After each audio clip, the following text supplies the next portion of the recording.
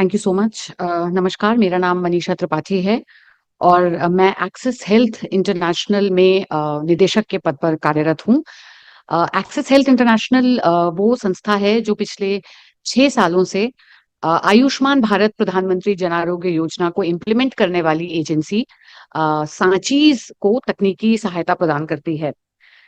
अ, यहाँ के एमिनेंट जितने भी लोग बैठे हुए हैं, मुझे बताया गया आज दर्शक दीर्घा में सीएमओज हैं, मेडिकल ऑफिसर्स हैं, हमारे फ्रंट लाइन पे काम करने वाले बहुत सारे सीएचओज भी मौजूद हैं। तो सबसे पहले ये बहुत ही हर्ष का विषय है कि आयुष्मान आरोग्य मंदिर से हम आयुष्मान भारत प्रधानमंत्री जन आरोग्य योजना के सफर को किस तरह से और बेहतर तरीके से लिंक किया जा सकता है, उसके बारे में चर्चा करने के लिए यहाँ पर मौजूद हैं। कंटिन्यूम ऑफ केयर, मुझे नहीं पता आप में से कितने लोग आयुष्मान भारत प्रधानमंत्री जन आरोग्य योजना को बहुत अच्छी तरह जानते हैं। पर यदि रिफॉर्म्स के बारे में बात करें तो आयुष्मान भारत रिफॉर्म के अंतर्गत ये सारे ही अवयव आते हैं, चाहे वो हेल्थ एंड वेलनेस सेंटर जो कि अब आयुष्मान आरोग्य मंदिर के नाम से जाने जाएंगे, वहां से लेकर आयुष्मान भारत प्रधानमंत्री जन आरोग्य योजना और अब आयुष्मान भारत डिजिटल मिशन और अभीम, ये सारे रिफॉर्म्स जो हैं वो आयुष्मान भारत के अंतर्गत एक सोच के तहत डाले गए हैं। आयुष्मान भारत के अंतर्गत प्राइमरी हेल्थ से लेकर टर्शरी केयर तक। और यदि आपके पास सुविधा नहीं है, आपके पास पैसे नहीं है, तो किस तरह से ये इंश्योरेंस स्कीम आपको हेल्प करती है, इसी ताने बाने को लेकर ये आयुष्मान भारत रिफॉर्म्स बनाए गए हैं। कंटिन्यूम ऑफ केयर अपने आप में सेल्फ एक्सप्लेनेटरी कॉन्सेप्ट है। कंटिन्यूम ऑफ केयर का मतलब होता है आपको जिस चीज की जरूरत, जिस स्वास्थ्य सुविधा की जरूरत जब जहां हो वहां मिले, और उसके बाद भी आपका हालचाल पूछा जाए और आपको तब तक फॉलो अप केयर मिले जब तक आपको उसकी आवश्यकता है।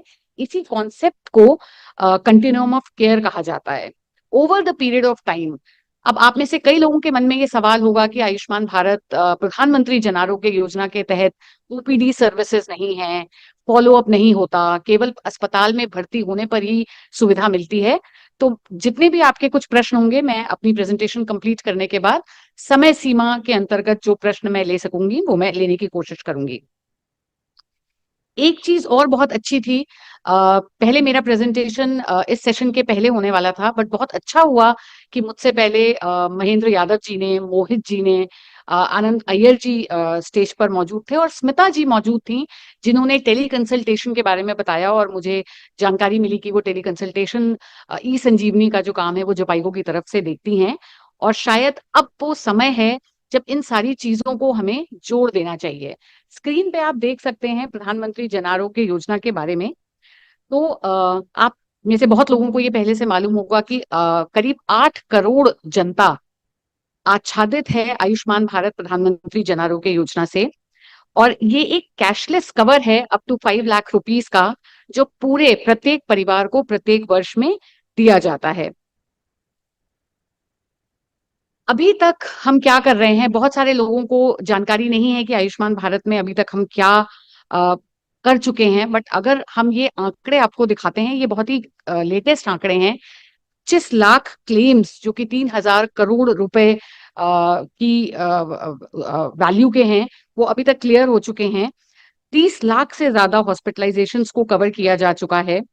हमारे पास जो हॉस्पिटल का नेटवर्क है, अभी थोड़ी देर पहले अनुनय जैन जी कह रहे थे कि एबीडीएम की सक्सेस इस बात से भी तय होगी क्योंकि पब्लिक और प्राइवेट दोनों चैनल्स को उसमें अप्रोच किया जा रहा है। आयुष्मान भारत मेरे ख्याल से इकलौता ऐसा प्लेटफॉर्म है जो पब्लिक हॉस्पिटल्स और प्राइवेट हॉस्पिटल्स दोनों को एक साथ लेकर चलता है। हमारे नेटवर्क में 70% से ज्यादा प्राइवेट हॉस्पिटल अभी तक आच्छादित हैं। एक बहुत ही रीसेंट डेवलपमेंट है और जो बहुत इम्पोर्टेंट डेवलपमेंट है इस कंटिन्यूम ऑफ केयर की कड़ी में, वो है प्राइमरी हेल्थ सेंटर्स का आयुष्मान भारत में आच्छादित होना। आपको कितने लोगों को मालूम है मुझे नहीं पता, but now the primary health centres PHCs are also deemed empanelled under Ayushman Bharat Pradhanmantri Jan Arogya Yojana. ये एक बहुत बड़ा कदम है कंटिन्यूम ऑफ केयर या केयर लिंकेजेस को और मूर्त रूप देने का उत्तर प्रदेश सरकार में। जहां ये निर्णय ले लिया गया है ऑलरेडी। करीब 600 प्राइमरी हेल्थ सेंटर्स ने सिस्टम पर जाकर अपने आप को इम्पैनलमेंट की प्रक्रिया पूरी भी कर ली है। लेकिन आपकी जानकारी के लिए मैं बता दूं, डीम्ड इम्पैनलमेंट का मतलब होता है कि जिस दिन से राज्य का गवर्नमेंट ऑर्डर इशू हो गया, उस दिन से प्रत्येक प्राइमरी हेल्थ सेंटर डिनाई नहीं कर सकता आयुष्मान भारत के किसी भी पेशेंट को अपने यहाँ सर्विसेज देने के लिए। अब बात आती है कंटिन्यूम ऑफ केयर की, जिसके लिए हम आज यहाँ खड़े हुए हैं। आयुष्मान भारत एक रिफॉर्म के तौर पर भी और एक प्लेटफॉर्म के तौर पर भी वो एक महत्वपूर्ण भूमिका, एक महत्वपूर्ण प्लेटफॉर्म पे खड़ा हुआ है, जहां आने वाला व्यक्ति lower facility, lower public health facility से आईपीडी तक आ सकता है। और आईपीडी के बाद, हॉस्पिटल से डिस्चार्ज होने के बाद वापस अपने गांव घर जब पहुंचेगा, तो वापस आपकी पब्लिक हेल्थ फैसिलिटी, जो कि एक बहुत ही रोबस्ट सिस्टम है इंडिया में, जिसमें हेल्थ एंड वेलनेस सेंटर, जिन्हें अब आप आरोग्य मंदिर कह रहे हैं, primary health centre, community health centre, referral points, district hospitals, और सबसे ज्यादा महत्वपूर्ण आपका AAA प्लेटफॉर्म, जिसे आशा, आंगनवाड़ी और एएनएम कहते हैं, वो वापस इनके पास पहुंच रहा है। देखिए, हेल्थ सिस्टम में आयुष्मान भारत की जो ये प्रधानमंत्री जन आरोग्य योजना है, इसको आप सभी सरकारी लोग जब नेगेटिव पॉइंट्स के बारे में बात करते हैं तो आप कहते हैं ओपीडी नहीं है। तो ओपीडी इसीलिए नहीं है क्योंकि ओपीडी आपके पास है। ओपीडी डिस्ट्रिक्ट अस्पताल में है, ओपीडी पीएचसी में है, ओपीडी सीएचसी में है। अब यहां से जब किसी व्यक्ति को आईपीडी में जाना होता है, और ये सवाल आता है कि जब तक वो एडमिट होने की स्थिति पे ना आ जाए, तक हम आयुष्मान भारत योजना किक ऑफ नहीं होती।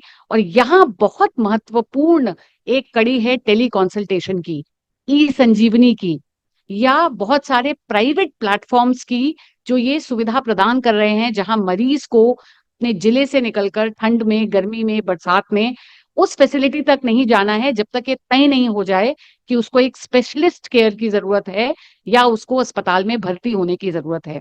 और आयुष्मान भारत के पास डेटा है, एविडेंस है, 24x7 कॉल सेंटर का प्लेटफॉर्म है, ह्यूमन रिसोर्स है, टेक्नोलॉजी है, जिसे जरूरत है अब लिंक करने की।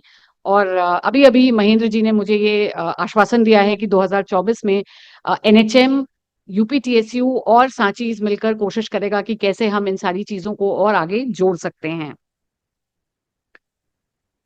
मैं उन दो छोटे छोटे इंटरवेंशंस के बारे में आपको बताना चाहूंगी, जो हम जब बड़ा कुछ नहीं कर पा रहे थे, तो सांचीज की सीईओ श्रीमती संगीता सिंह जी, जो काफी फायर ब्रांड आईएएस ऑफिसर के रूप में भी जानी जाती हैं, हम एक इंटरिम सॉल्यूशन ढूंढ रहे थे।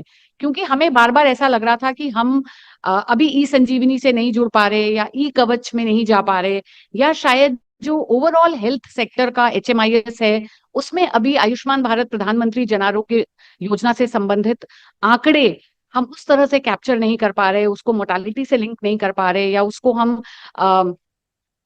हम एमएमआर, एचएमआर से अभी को रिलेट करके नहीं देख रहे हैं। जबकि एक प्लेटफॉर्म पे हमारे प्रमुख सचिव साहब ने कहा था कि स्त्री रोग और बाल रोगों को कम करने में काफी हद तक आयुष्मान योजना ने भी मदद की है, because the IPD rates of these packages are clearly showcasing the shift. और पब्लिक हेल्थ के पास यूजुअली प्राइवेट का डेटा नहीं होता। जो आयुष्मान भारत एक प्लेटफॉर्म है, टेक्नोलॉजी को इस्तेमाल किया जा सकता है, डेटा को इंटीग्रेट किया जा सकता है, और कई तरह के पब्लिक हेल्थ कोरिलेशंस निकाले जा सकते हैं। चाहे वो किसी डिजीज का प्रिवेलेंस रेट पता करना हो, चाहे किसी तरह की एविडेंस बेस्ड फोरकास्टिंग करनी हो, आयुष्मान भारत के पास ये डेटा मौजूद है। हमें ये पिछले 5 सालों में जरूरत महसूस हुई कि हमें एक नेविगेशन फनल बनाने की जरूरत है, जहां आयुष्मान भारत का जो लाभार्थी है, वो किस तरह से सिस्टम में आ जाए, उसके बाद हम तब तक उसकी मदद करें जब तक वो स्वस्थ नहीं हो जाता। और इसीलिए हमने हमारे पास कॉल सेंटर है 24x7, जिसका नंबर है 1800 1800 44 44। उसके माध्यम से हमने ये सुविधाएं देना शुरू की। इसका सक्सेसफुल पायलट हम कर चुके हैं। अब हम एक कदम आगे हैं पायलट स्टेज से। और पेशेंट सपोर्ट सिस्टम हम इसको कहते हैं, जहां कॉल सेंटर के माध्यम से आप अभी 2 जिलों में, गोरखपुर और गाजियाबाद, आप न केवल अपनी अपॉइंटमेंट फिक्स कर सकते हैं, अपॉइंटमेंट्स को reschedule, cancel conversion to a higher OPD जिसमें स्पेशलिस्ट ओपीडी मौजूद है, आप वो कर सकते हैं। फीडबैक एंड ग्रीवांसेस आप वहां पर दे सकते हैं। ग्रीवांसेस जितने भी हैं उसको स्टेजिंग के हिसाब से 8 से 24 घंटे में सॉल्व करके अपना स्टेटस पता कर सकते हैं।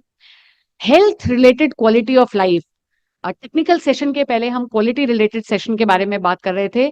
हम बहुत सारे आंकड़े इकट्ठे करते हैं, पर हम ये अभी तक जानने का हमने कोई एक संगठित प्रयास नहीं किया है कि पेशेंट के हेल्थ आउटकम में यदि कोई फर्क आ रहा है इलाज के बाद या नहीं आ रहा।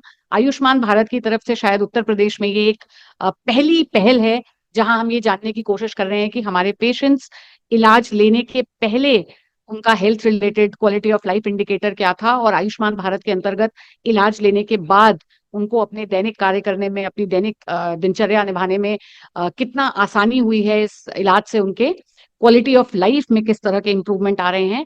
और इसके साथ साथ डॉक्टर मोहित और एबीडीएम की मदद से इस प्लेटफॉर्म पे अब हम आभा आईडीज भी क्रिएट कर रहे हैं। अभी तक हम आयुष्मान भारत की बेनिफिशियरी आईडी को यूनिक आईडी लेकर चल रहे थे, बट हमें ये पता है कि ABDM is the next step. सो हमने इसकी शुरुआत कर दी है और आभा आईडीज को यूनिक आईडीज लेकर हम अब इस प्रक्रिया को आगे बढ़ा रहे हैं। राइट हैंड साइड पे जो 4-5 चीजें आपको दिख रही हैं, यूज ऑफ अ ट्राइएजिंग एप्लीकेशन या इलेक्ट्रॉनिक हेल्थ रिकॉर्ड, जो कि आयुष्मान भारत में आभा आईडी के बाद अगला कदम है। वर्चुअल कंसल्टेशन, स्मिता जी, जिसको टेली कंसल्टेशन या ई संजीवनी भी कहते हैं। टेली मेडिसिन, किस तरह से लोगों तक मेडिसिन और आसानी से उनके घर तक पहुंचाई जा सके। डायग्नोस्टिक्स में किस तरह की सुविधा दी जा सके, और इमरजेंसी ट्रांसपोर्ट सर्विसेज को कैसे लिंक किया जा सके इस सुविधा से। ये 5 वो चीजें हैं जो 2024 में हमारा टारगेट है, और कंटिन्यूम ऑफ केयर के लिए बहुत ही महत्वपूर्ण सारे ये कॉन्स्टिट्यूएंट्स हैं जिनके ऊपर हम काम करेंगे। एक मल्टी पार्टनर इनिशिएटिव और आयुष्मान भारत ने पहल की, कैंसर के ऊपर 2 साल से हमारा काफी फोकस्ड काम रहा है। और हमने ये रियलाइज किया लैंडस्केप स्टडी पहली बार करने के बाद कि स्क्रीनिंग स्क्रीनिंग जो है वो सबसे ज्यादा जमीनी स्तर पर हम अपॉर्चुनिस्टिक स्क्रीनिंग की जो एक अपॉर्चुनिटी है वो उसे हम मिस कर रहे हैं। एनपीसीडीसीएस एक नेशनल प्रोग्राम है, हमारे पास एनसीडी सेल है, हमारे पास पूरा स्ट्रक्चर है डिस्ट्रिक्ट लेवल तक एनसीडी सेल का।